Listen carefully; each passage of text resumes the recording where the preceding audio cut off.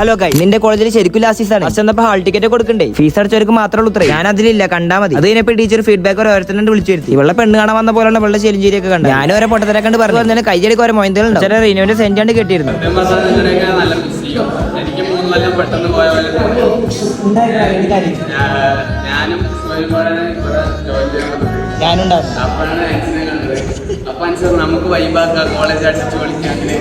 ഈ നായി അവന്റെ കല്യാണത്തിന് വിളിക്കാണ്ട് അവനോട് പോയി. ടീച്ചർ വരെ കാര്യങ്ങളെ കണ്ട് പറഞ്ഞേ. ഞാനത് കേട്ടോണ്ടിരുന്നു. അപ്പോഴും ടീച്ചർമാരുടെ ഫെയർവെൽ കൊണ്ട് ഞങ്ങൾ എല്ലാവരും വിളിച്ചു വരുത്തി. ഇതാണ് ഞങ്ങളുടെ എച്ചോടി. എന്ത് കട്ടിലത് കോമഡി ആവും. ഇപ്പോൾ വിളിച്ചിരിക്കണ ഷംന ടീച്ചറിനെ ഈ കാണും. അതിന്റെ ഇടയ്ക്ക് കുറുകിയിരിക്കണ ഫിതമ്മയാണ്. എല്ലാവർക്കും ഫിതമ്മയാണ്. എനിക്ക് തള്ളമ്മേ. നമ്മുടെ ക്യാമറമാൻ ഡിലീറ്റ് ആക്കാൻ വേണ്ടി നമുക്കൊന്നും വീഡിയോ ഒക്കെ എടുക്കണ്ടേ? ഇവിടെ പരിപാടി എടുക്കണമെങ്കിൽ എത്തിയാക്കാനും കുറച്ച് മൊയന്തൽ ഉണ്ടാവും. എന്റെ യൂണിഫോം നോക്കിക്കാണ്. യൂണിഫോം ഒരു ടച്ച് ഇല്ലാത്ത പാൻറ്റൊക്കെ വിട്ടു വരും. ഇമാരൊക്കെ ലിഫ്റ്റ് ഉണ്ടാവും. അപ്പൊ മനസ്സിലാക്കണം ഫോട്ടോ എടുക്കാൻ അയക്കണം. അങ്ങനെ ഞങ്ങളുടെ കോളേജിലെ അവസാനത്തെ ഗ്രൂപ്പ് ഫോട്ടോ എടുക്കലും കഴിഞ്ഞു. ഇവരാണ് കുഞ്ഞനമ്പിളി.